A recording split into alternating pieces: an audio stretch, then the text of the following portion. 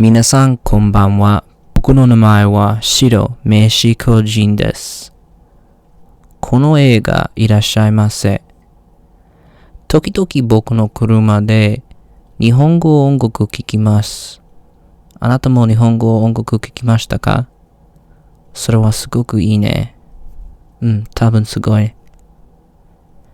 Good evening, lovely tubers. White Mexican back again for another Market Watch Investments video for you guys tonight. I'm going to be showcasing my personal selections, and I hope you enjoy. So it is a beautiful time to be a collector in this lovely game of Yu-Gi-Oh! If I do say so myself. A lot of really great things going on in the market, and it's a really fine time to be, an old school player or a collector of Gen 1 stuff, or just a collector in general. There's a lot of fun aspects that go into the collecting into this game. So with that being said, the first card I'm going to showcase is going to be Dark Magician Girl, specifically the ultra rare promos, Dawning from Rise of Destiny Special Edition. Interesting price point on this card. So it's going roughly for, of course, we'll be looking at Near Mint Lightly Played here, and on the TCGP we get our first price points for around 11.30, then quickly jumps up to about 12 plus, and then 13. All these are one stacks except for this two stack right here. Plenty of availability in the market, 5+ pages, but it's just insane that this version in particular is holding this high of a price point. I mean, I get it, it's DMG, but I mean, of course we have the secret rares, two different secret rare prints here, and a super rare dual terminal. You guys know my whole bit on the OCG stuff. I think the OCG versions are infinitely better, obviously uncensored artwork and a lot more amazing rarities, but enough about that. If you have this card, I think you should definitely sell it, because for the longest time it was significantly less than this. So this is a high sell card. Will it maintain value? I mean, maybe will it go up? Maybe, but this is still I feel like a lot of players, this is a really old set. I mean, Rise of Destiny was the tail end of Gen 1. The 13th core set here in the game. So really great stuff. So completely up to you guys. If I personally had copies, I would sell them. I already sold my copies a while ago, but I just feel like this is kind of a card that's in abundance for a lot of the older players that have this, and I think this is a really great price value to get rid of this card and upgrade to higher rarities, or even if you're really smart about it, go OCG, in my personal opinion. Just a little white Mexican theory for you guys there. So top loaders are really important. Top loaders are really important for people who sell and people who collect, and just for the general player, it's a really, really key thing. Just like, stamps and envelopes and whatever it may be, whatever your style player is, top loaders are really, really important. Granted, whatever, if it is you're trying to do, it just keeps cards and it allows you to ship cards, and it's really great stuff. So not too long ago, I actually picked up a case. I picked up a 1,000 case of top loaders, and it was through a Facebook sale, one of the Yu-Gi-Oh! Facebook sales. And be really careful. Make sure you do your cross checks on the fidelity of the sales that you do on Facebook. Don't trust just anyone and everyone on those. You gotta be really careful with that. But if you find a secure source, it's definitely, you can find some really good deals in there. I bought a kit, again, about 1,000, and it was roughly around 10 to 11 cents is kind of what the numbers crunched down to for when I ended up paying for the case, which is pretty cheap. Is relatively cheap. I couldn't find anything cheaper than that here on eBay. The last set I bought, I believe, was 950, I believe, and it was, I don't remember how much I paid. I think it was 130 or 140. But anyway, you can find used ones. Be really careful. You don't want to have really scratched up and crappy ones with a bunch of tape and stickers. This one's really fresh. This is kind of similar to the one I got. This one's obviously bid. I hate bid stuff. I always do buy now, but if you guys, have the patience, and you can find cheaper stuff potentially on bid stuff. But anyway, I want to say it was roughly around just a shy under 110 was what I paid for my case, and that's the cheapest I've found that quantity. Again, it was 1,000 top loaders, so roughly around 11 cents a piece. So that was a pretty good nab. But anyway, I think this was kind of similar to the setup I had. So mine, mine were a lot cleaner. They didn't have stickers and a whole bunch of tape and crap. So you can get them a lot cheaper, obviously, if you get them used. Just make sure you get them from a clean seller who took care of them and all that. And this is just essential. This is lifeblood, especially if you're a seller and you need these to protect your high rarity collector's cards for sure. Especially if you're a big stream collector, like I'm very, very passionate about collecting, so that's just another staple you're going to need for supplies wise stuff. So next is going to be Firewall Dragon, specifically the original prints from Code of the Duelist. I love this card because there's a two-prong attack on this card. One is for collectability purposes. So many different reasons. One, it's from Code of the Duelist. Code of the Duelist was a transition set. This was a set that donned us Link monsters in the TCG. And, of course, the anime. This was, like, the ace trump card for that era of anime. Really, really big, popular in the anime. And really great stuff. I mean, it comes as a secret rare. Back in the day, I mean, 2018 Megatins was the last Megatin that did mirror matching with the rarities. So the Megatin reprint mirrored this rarity of high rarity of secret rare, which was really cool. And both prices have actually gone up quite a bit, actually. Again, I've been talking about this card since the Megatins really came out, and there's a really big history merit on this card. So a while back, Danger Dark World, there was a whole loop, OTK and all that craziness, burning it with like Cannon Soldier and Cannon Soldier and Firewall Dragon and Dark World stuff, like basically using your Dark World monsters to bounce back for graph, tripping it, and then burning your opponent, and special summoning back with Firewall. So really crazy stuff. A lot of some really infamous history, dark history behind this card in the ban list, and a lot of great stuff. Artwork is fantastic. I think this card looks really, really great. So the reason why I'm showcasing the original version specifically, obviously, is going to be the more desirable one, higher value and higher retainability over time. But the Megatin one's actually gone up too. The Megatin one is around 7 or 8, and we can see here the starting market price for the original OG prints is roughly around 10 bones, and these aren't even first editions yet. We get our first editions towards the bottom of the first page, which is roughly around 12. It's pretty much 12 across the board for near mint first editions for the OG prints, which is pretty incredible, because again, like 2 years ago this card was like $3, $4, $5, and then it trickled up to $6, and it slowly started to trickle up. But for all those reasons that I mentioned before, plus obviously it got errated, and it's no longer. I don't know if it got banned in the OCG. I know that it's back and active in the OCG, and it has an errata. So obviously, dawning in a theater near us soon. Eventually, we're going to be getting the errata for Firewall Dragon. So could be potential another reason why the prices trickled up a little bit, but significantly enough to notice. I've always really believed in this card, and this is just really great stuff. Again, because the reprint is so high, normally it was like my rule of thumb, what Mexican theory is, if you can get the same rarity, so back in a day like 2018 or earlier Megatins, where it's the same rarity, and obviously you want to go for first edition, always get first edition. Even if it's a mega pack, go first edition. And if it's about half price, now see, these are around 12 bones, so if the Megatin ones first editions were going for around 6, I would say get those, because that's half price, and it's still, I think it's going to fluctuate out between the OG print and the reprint, still being same rarity, still same edition, condition, everything like that. Unfortunately, that's not the case with Firewall. Even the Megatin ones reprints are going for a little bit over half. I think they're going for, like, again, 7, 8. So I would personally recommend, it's definitely a lot more desirable to invest in the original prints personally for just a plethora of reasons. So really great stuff with Firewall Dragon.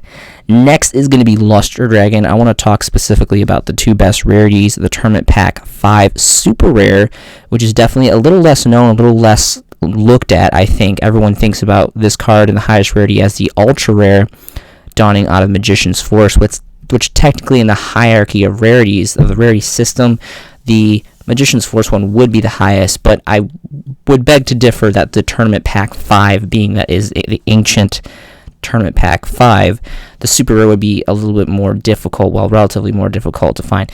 But I would not discontinue the first editions, and emphasis exclusively on the first edition original prints from Magician's Force, which are going to be going for some fantastic prices. So really quick here, I'm just going to shed some light and do a quick review, dig a little deeper here for the Tournament 5 Super Rares. Starting market price is about 22 bones for lightly played. Obviously, this is tournament packs, so were not produced manufactured first edition prints. But 22 is the starting price, and it goes quickly to 25 and then 30 and then up to the 40 range. And there's only one page of this. Again, it's tournament pack. It's a super hollow foil. There's not going to be a lot of availability on here. The highest is a 4-stack here, and it quickly rises. So pretty incredible price points for that. Personally, even though the super rares are probably more difficult to get than the original first editions. The original first edition Ultras from Magician's Force, granted Magician's Force, obviously Gen 1 Yu-Gi-Oh era, and they look gorgeous. Again, I bag on Ultra Rares all the time. I'm really not a big fan of Ultra Rares, but when it comes to the first 13 core sets, LB through RDS, Shonen Jumps, Duelist Saga, Dual Terminal, those are like where it's at for Ultra Rares. Those look really, really nice, and I definitely accept those like full-heartedly. So let's go ahead and take a look at what the original prints, and surprisingly enough, this card is going for almost 9 bones for not even first editions. First market price here for TCGP for unlimited lightly played is just a little bit over 8 bones, quickly jumps to about 10 bones, and then the first edition that we get is at 18, so 18 bones, and then it quickly jumps to about 20. 2 pages here available on the market for that. So I'm surprised. I still think that this is a very good price point. I really see, especially more specifically for the first editions, I'm really surprised that the Unlimiteds are holding such a big price point. I really thought they would be significantly less. And the first edition is not that far off, about 18 bones. So I think there's definitely room for this card to grow. This card, again, it's not a competitive card. It's a collector's card. It's an old school, really gorgeous looking vanilla ultra hollow foil from a really old set, Magician's Force, a very, very sought after collector set, being that it's Gen 1, and specifically the set Dark Magician Girl came out. Used to call it the pink set back in the day because of the booster pack, and it's just really great stuff. And the artwork is just gorgeous. The artwork looks really, really fantastic for Luster Dragon. Next is going to be Luster Dragon number 2. So really cool story behind this is that there was a relatively large amount, if I'm not mistaken, of misprints that were manufactured with this card. There were some that were manufactured and produced without the number 2. They were just Luster Dragon, obviously being a ploy off of Luster Dragon 1. Interesting enough, it's funny how this version of Luster Dragon was actually called Luster Dragon number 2, and it came out before Luster Dragon, aka number 1. Legacy of Darkness is older. Legacy of Darkness and Magician's Force are both Generation 1 Yu-Gi-Oh! Core sets. They're a part of the first 13, original 13, but Legacy of Darkness is significantly older. Legacy of Darkness was, I think, the 4th or 5th set, and then Magician's Force, I want to say, it was maybe like the 7th or 8th, I can't remember, but Legacy of Darkness 100% came before Magician's Force. So I thought it was interesting that the number 2 was released before the number 1 in numerical order. So that was kind of interesting. Also, another thing that's really cool about this card is, it took me forever to realize it, but there's a really cool emerald, like evergreen lush looking moon in the left corner of the background of this artwork. Really, really cool. I love the crystal armor on the dragon, and again, this is just a super old school Gen 1 super hollow foil. Again, this is going to be for collectors only exclusively. That's going to hold all the value, and of course the whole history merit behind the misprints too. If you have one that says just Luster Dragon, you know you have a misprint, and that's pretty cool value. I don't know if those were specifically broken down to only Unlimiteds and first edition prints got that misprint. I'm not sure. I have a ton of these. I've been collecting this card, again, first edition, lightly played or better, exclusively for several years now, and this card was like insanely cheap for the longest time, and I knew this card was going to go up. I talked about this card, and I touch up on it every once in a while. Again, I don't know who's the new viewers and the old viewers, so I tend to kind of recycle through some of my content material every once in a while just to keep everyone up to date. But you can see here, again, Unlimited is really not anything because this is a collector's card. You're always going to want to go first edition. And there's about 4 pages here on TCGP, and the first editions we're going to get is going to be at the page 3, and it's fluctuating right under about 8 bones. Pretty much all across the board, it's 8 bones. That's the new standard for TCGP for LP first editions.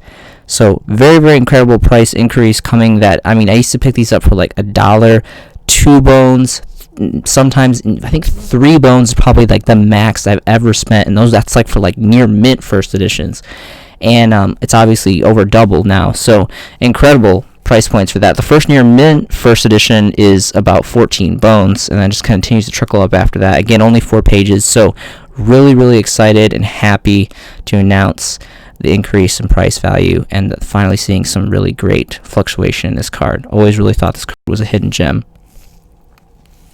Next is going to be another Generation 1 old school super rare holo foil, Invader of the Throne, dawning specifically out of Magic Ruler. So if you go back in the day, Magic Ruler, that was the transition set where Konami changed. They got in the lawsuit with Magic or whatever it was. They got some disagreements with some people and all that, and they switched from Magic cards being printed as Magic cards to spell cards.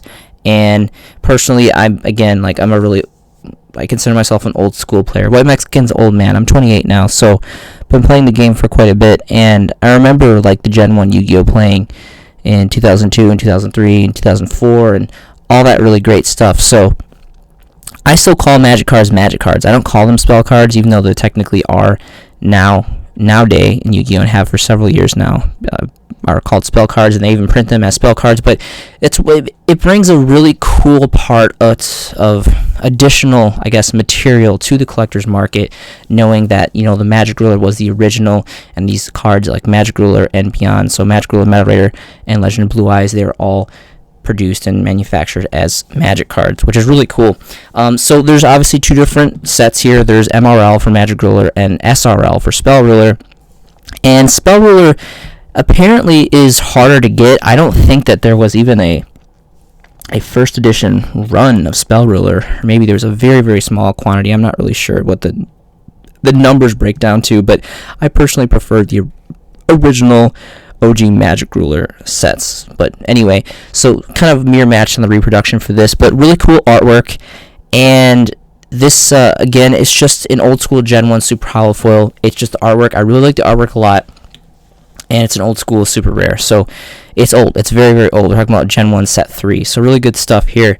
And Unlimiteds, again, they're like not even $1. Really much of not anything. Again, this is a collector's card, in my personal opinion, more specifically for age, rarity, edition, and artwork. So you're always going to want to go first edition.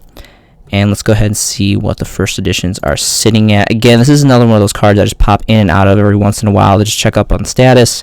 And it looks like it's around 3+ bones. There's 2 lightly plates here for about 3 bones, then you factor in shipping. And it's 3 bones here, and 3 bones here, plus 99-cent shipping. So it's roughly around 3-ish bones for the first couple ones lightly played. Let's go ahead and see if I can find you guys a near mint.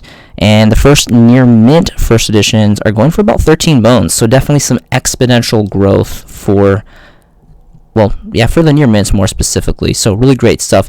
For a while, I got this card confused. I always thought that this was a censorship card. I thought that I get this card confused with Protector of the Throne. This is Invader of the Throne. I always get it confused with Protector of the Throne, which is actually a completely different card from a completely different set. Surprisingly enough, this is still to the day a solo print out of Metal Raider. We're talking about Gen 1 set 2. And this is the card right here. So you can see the name. They both have Throne in it, and they both I want to say it's the same monster, the same character, the same person, whatever you want to call it, same creature, because the purple hair and both on the throne. But anyway, this was unfortunately another censorship that we got here in the TCG. Again, I'm here on the official Konami website, and I will show you guys the original Japanese intended artwork here in all its OCG glory. You can see obviously a little bit more exposure on the chest here, a low cut top on the dress, and then you can see the amulet necklace here a lot better. So really cool stuff with that. Next is going to be Invader of Darkness. So I have to apologize. I have to make a correction from my last video.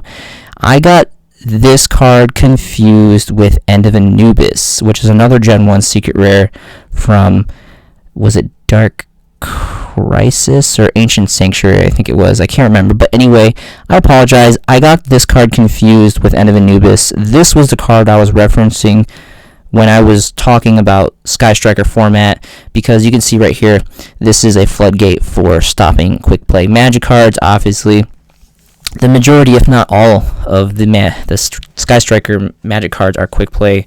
So, my apologies. So there's a correction on that. But going into Invader of Darkness, again, this is from Invasion of Chaos. I love Invasion of Chaos. Invasion of Chaos is my favorite Gen 1 Yu-Gi-Oh! Core set of all time. This donned Black Luster Soldier and Chaos Emperor Dragon, like perfect, classic, nostalgic cookie cutter Chaos era. We're talking about the Bird, Yadalak, Sangan, Witch of the Black Forest, all that crazy stuff. I mean, that was like the bee's knees when the White Mexican was a kid, and it was awesome. It was a really, really beautiful, amazing, classic time in Yu-Gi-Oh! So really special to me personally.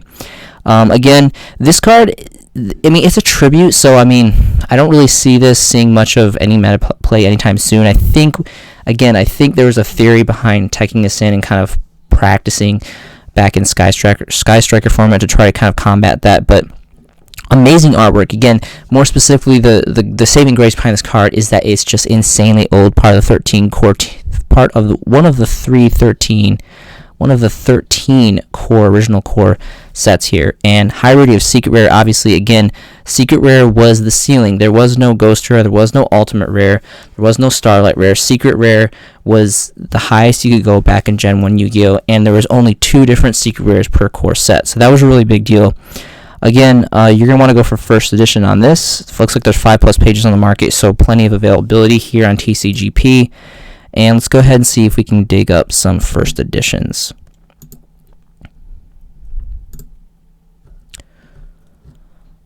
Alright, we're going to have to dig quite a bit. Alright, so the first editions we're going to get is on page 5 out of 7. Lily Played first editions here are about 8.5 bones, and they go just shy of 9 bones. And then the first near mint that we see here, first edition, is going to be 21 bones. And you can see the majority of these are, actually all of these are 1 stack. So definitely slowly starting to dry and kind of dissipate on the mark here. Again, 7 pages, really great stuff for Invader of Darkness. Next is going to be another Gen 1 super rare foil. We're talking about Fire Princess. Now remember, this is the OG print, and personally, I would recommend, and I have personally myself invested in this original print first edition.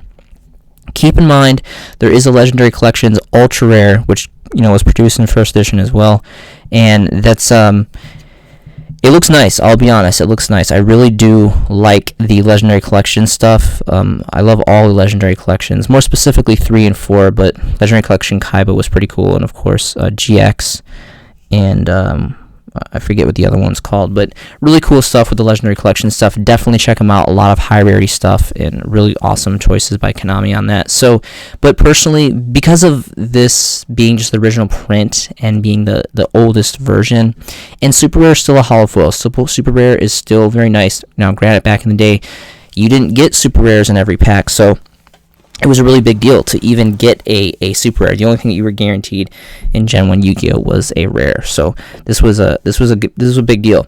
And again, this is more specifically for artwork, age, and edition, and of course condition as well. Those are the main factors you're going to see me continue to repeat through this channel, through this content. And the artwork is fantastic. She has like an old school baseball bat looking pimp cane. She's got all this fire by her. Her dress is whistling in the wind, and she's got this really like serious, like, I'm gonna burn you to death in the face, and it's really, really cool. Obviously Pyro level 4 fire, and just really great stuff. And just an old school like Gen 1 burn monster, so really cool stuff. And then who knows, I mean, there's always interesting little tips and tricks that burn players create, so who knows that maybe one day we'll see this played in an actual core meta deck. Who knows? I don't know. The game, we've seen stranger things happen. So again, you want to go for first edition. So lightly playeds are really pretty much nothing. They're pretty much not even a bone. The first edition here is actually really affordable here. Lightly played, we're going to get roughly around 2 bones. You factor in shipping. There's it's a one of stack. There's 4 pages here on the market, so really not too much available here. It looks like the second first edition lightly played is roughly going to be around 3 bones when you factor in shipping. And then on the last page, it goes all the way to about 4 bones, a little over 4 bones when you factor in shipping. And again, roughly around 4. And then there's only 2 near mints. The first one is 11 bones, and the second one from Core TCG. It's a really good store. This is 20 bones, and there's a 2 stack. So I'm actually really surprised that this bottoms out at 20. I definitely think there's potential for this card to rise a lot higher. Again, it's exclusively for the first editions, probably more specifically for the near mints. But again, condition, rarity, and addition, and just the pure just like ancientness of these Gen 1 cards is just amazing. Next is going to be Demise of the Land. So this did get reprinted. I think there's only 2 prints. For the longest time, this was a solo print dawning out of a very, very old set, Light of Destruction. Really amazing set. I really love Light Sworns. If I have my history correct, I believe Light of Destruction was the featuring set that donned us Light Sworns. Again, I stopped playing. I came back into the game in 2011, so I was actually not in the game when Light of Destruction came out. So that was kind of beyond my time. It was during my break time. So anyway, really, really cool card, a really interesting tech, and I know that this has seen some interesting plays, throughout the formats and stuff, and some people kind of hype it up and talk about it, but for the most part, I really don't think people will talk about this a lot. I mean, granted, now there's obviously terraforming, and there's, I forget what the trap card is that you... Metaverse that you can use it. A lot of crazy mechanics that are making the game really, really fast, but it's cool how it is, a quick play Magic, so it's got that utility where you can play it from your hand. If it's your turn, you can set it, play in your opponent's turn. Do not, and I repeat, do not use this card to play Mystic Mine.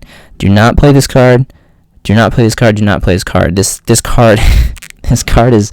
I have so much hate. I want to spit so much hate on this card. This card is ridiculous. The White Mexican is not a fan of any kind of anything. I don't care if you're playing Dinos or just straight up TrollDeck.com USA. I don't care. Like, this is just, man, I gotta be careful. I'm on the mic right now, so I don't want to spit hate publicly. I want to, but I'm not, because that's not a tactical move. But anyway, that's all I'm going to say about that.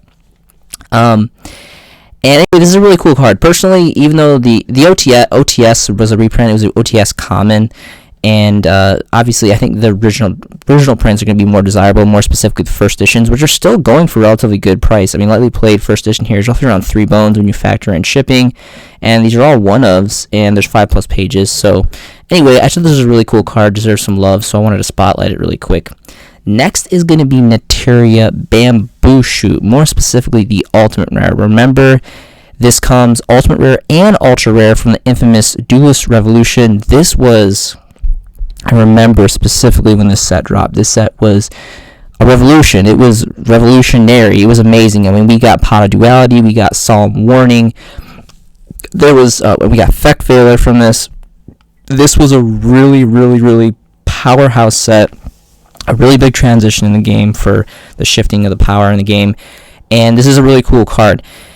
And of course, obviously being Ultimate Rare, it's a really high rarity, and it looks pretty cool. Artwork is kind of steady, very, very kind of like cartoony-ish, but again, it's pretty up there in age. Again, Duelist Revolution. This was like I think I want to say 2011 or 2012 was when this came out. So this is going on 9+ years old. Really, really old stuff.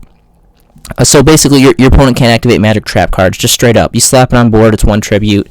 Unfortunately, it has to be specifically the Neteria. You have to pretty much use the Neteria deck core archetype to bust this out to get the effect. But yeah, it just says no. It just says no to your opponent. They no evenly matched, no infinite impermanence, like nothing, no pot of extravagance. They just sit there and you laugh at them and they die slowly. It's pretty incredible. Anyway, so unlimited, starting about 8 bones market price here for lightly playeds, near mints, roughly around the same thing. 3 pages here on the market for TCGP, and the first editions are going to be 20 bones, which actually is not that bad, seeing that it is a high rarity, an amazing rarity of Ultimate Rare, and this card's pretty just insane, like really, really powerful. I mean, obviously you have to play Neterias, which is kind of, it's never really been a big slap house meta deck, but it's a very old deck, and who knows? Konami's always recycling deck archetypes and giving them new support with all the structure decks and new sets and all that stuff. So who knows? Nateria may get boosted up eventually. I mean, I wouldn't be too shocked. I mean, they had a long run where, not really for playability, but they were just kind of in presence for a long time, and they have really cool artwork too. Really cool cartoony artwork. So cool stuff on that. Well, let me see if I can get you guys a near mint really quick. So 20 bones for Lightly Played First. That's for the most affordable one. And then a near mint is going to be roughly around 25. So not that bad. So, I mean, if you guys are real sticklers on condition, just pay $5 more and you can get yourself a near mint. So next is going to be Nateria Rose Whip. And I'm featuring this specifically after Bamboo Shoot because it pretty much, Bamboo Shoot, it says no, they can't activate anything. They can't activate a single trap or a single magic. Rose Whip says they can activate one, and it's one or the other. It's not one magic, one trap. It's just one. So one magic or one trap per turn. And this isn't a tribute. And this happens to be a tuner. Now, granted, Bamboo Shoot, it's a bigger beer. I mean, it's 2K on both sides. It is one tribute, but you have to specifically use a Nateria monster for the tribute, which is a lot more situational. Whereas Rose Whip, you can just bust it out. And of late, I've been really going back to my anti-meta roots, and I've actually teched this in as one every once in a while, just because this card is just so constricting and controlling, and I love it so much. And it's got really silly, kind of creepy artwork, actually. But it's dual terminal, and obviously there's a super rare. The original version was out of Hidden Arsenal as a super rare, so that's obviously a lot more affordable than this one. But this one is a dual terminal 2 rare. If you guys have been watching my content, I'm just completely obsessed with dual terminal stuff. I've invested very heavily in dual terminal stuff. Reason being that dual terminal has been discontinued for quite a while now. Konami has not pushed any kind of communication of reproducing it anytime soon, if ever. And the last time we ever got any kind of forms of wannabe makeshift dual terminal was actually the battle packs, and that was kind of an interesting trend that kind of crashed and burned relatively quickly. So really great stuff behind that. And this is 5 bones. It's pretty much 5 bones across the board. These are all of these are 1 stacks. Besides the 6 and 11, and quickly goes up to about 10 after that. Only 2 pages. So this is a really good card. So, I mean, personally, I get why people would want this. Maybe some hardcore, old school, max rarity Nateria players would want Bamboo Shoot. But the anti-meta player to me really would prefer to go for a little bit more affordable route and kind of a little bit more. I mean, you don't see a lot of people talking about this card too. So it's not that I don't think that Bamboo Shoot Ultimate Rare is not a unique investment. I think they're both unique investments because it's just old school. Nateria is just old school in general, and no one really sits man, Nateria is going to take over the game state, So it's completely up to you guys. Just be aware of that. And this is a really great card, so I wanted to spotlight it really quick. So banless season is not super close, not super far away. It's always changing the game state. It goes without saying that Vanity's Emptiness and Maxi are probably some of the most predominant player preferences for being lifted off the next list, and they always pretty much are. Every time banlist comes around, the prices for these cards specifically go up, and everyone talks about the Secret Rare version, the Legendary Collection Secret Rare versions, which look fantastic, and I reviewed them not too long ago. I think they're 13, 15, 17 bones for the first edition secrets. They look amazing. Obviously, there's the original prints. I believe it was Star Strike Blast as commons, first edition commons. Those are cool as the original print. But everyone neglects to talk about this super rare holofoil from Secret Forces. Secret Forces, I think, is a highly underrated set. It's a very cheap set. I don't know if it was overproduced or what, but there's never really been big money in the set besides the original, and not even all of them, just for the most popular Necros cards, being original Secret first editions. That's pretty much the powerhouse set for the powerhouse cards from the set, and that was pretty much it. No one really talked about Yusenjus or the only super rare holofoil of Soul Release that we have, or for Soul Absorption that we have.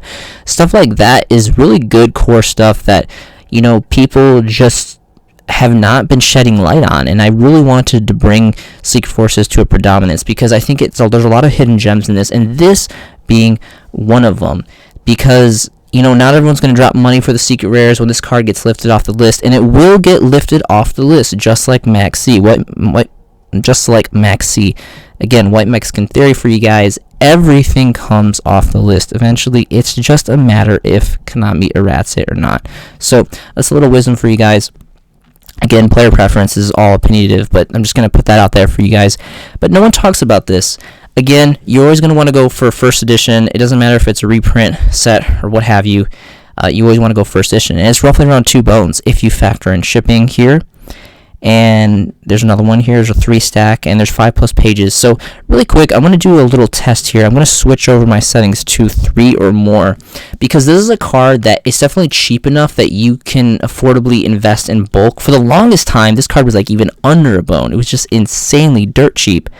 And now it's like roughly around 2 bones. So unfortunately, it's not at that kind of like dirt cheap price point anymore for the for the bulking stacks for 3+.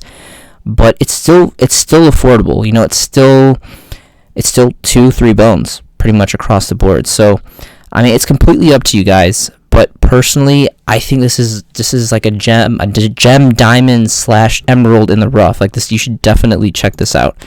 So that's all I'm going to say about that. Next is going to be an OCG card that I'm going to be showcasing. So every once in a while, I like to showcase a little OCG magic here. And this is Parasite. For the longest time, I thought it was called Parasite. And I was trying to find it on the Konami website. I was like, why can't I find it? And anyway, it's called Parasite. And this is the original Japanese OCG artwork. If you guys have seen it before, it's pretty disgusting. It gets pretty wild. It's really cool though, and it makes it definitely a great for collectability value. This is specifically so let me show you guys the rarities here. So this is our version here, the TCG version, and a couple different. It came originally Pharaoh Servant Super, and then some commons. Really interesting thought process behind this. I mean, this card blows. No one plays it. Even back in the day, it was just really not that good. But this was kind of like a one-of-a-kind mechanic, and Konami really kind of thought outside the box with this card, and I always kind of appreciate it for that. And the Alien Parasite thing looks pretty badass too. But so I'm gonna switch over here to the TCG website and show you guys all the versions that they have available in Japan. Sorry, it kind of looks like carrots, like a whole bunch of carrots sticking out of this guy's face. Anyway, it came as a ultra rare. So this is the oldest set here. It came out in 28 September of 2000 out of Curse of Anubis. And there was what they call Parallel Ultra Rare. It's kind of like the equivalent to just what it is, Parallel Ultra Rare, kind of like our what are they called? Hobby League Ultra Rares. And original ultra rare from the same set, rare, and then 2 commons. So obviously this is going to be the oldest, most desirable, and most collectible. And that's what I searched here, eBay. This is the platform standard that I use for OCG stuff, just easiest for me. And lowest to highest, and it starts roughly around 10 bones. And now, granted, remember, there's 2 different versions of this from the same card set, or card number from the same set. So obviously, more desirable would be the Parallel Ultras, which look really, really nice. And again, this was the first print, so remember, it's going to have the old school text box here. This is a card that's old enough to merit the old boxy box in the bottom right here, which is really cool. It makes it another collectible aspect value that adds on top. So I'll try to find you guys. So it's pretty much starting market prices like 10 bones. I mean, you have to go in, do some deeper research if you guys want to, check out conditions and all that. But this isn't a really good picture, but you can kind of get an idea. So it's really pretty much just the same as our Hobby League Ultras. And some cards are more predominant fully on the Parallel than others. But this is what it looks like. Pretty cool stuff. I like Parallel Ultra. I think it looks nice. I wish we would get more of it here in the TCG. But this is the original artwork in all its glory. Pretty juicy. And this is a pretty cool card, so you guys should check it out. Again, this is obviously going to be, my personal opinion, being the original print, being it has the high rarity of Parallel Ultra opportunity, and of course OCG uncensored original artwork. Really good stuff. Plus, again, the boxes, old school monster attack and defense boxes. So really great stuff there for you guys. Link below is going to be to my Facebook. I would love for any and all of you guys to message me, add me. I'd love to talk to you guys about anything Yu-Gi-Oh related. Yu-Gi-Oh has been part of my life for almost 2 decades. I love it. I love the brotherhood, the friendship, the trading, the investments, the dueling, the deck building, all that stuff. Yu-Gi-Oh is a really amazing hobby. I think it's important to have some positive hobbies in your life. And it'll give back. You give into Yu-Gi-Oh and it'll give back. You'll get a lot of good things that come from this game. I hope you guys are making some fantastic Yu-Gi-Oh investments yourself. This has been a showcasing by The White Mexican, and I'll see you in the next video.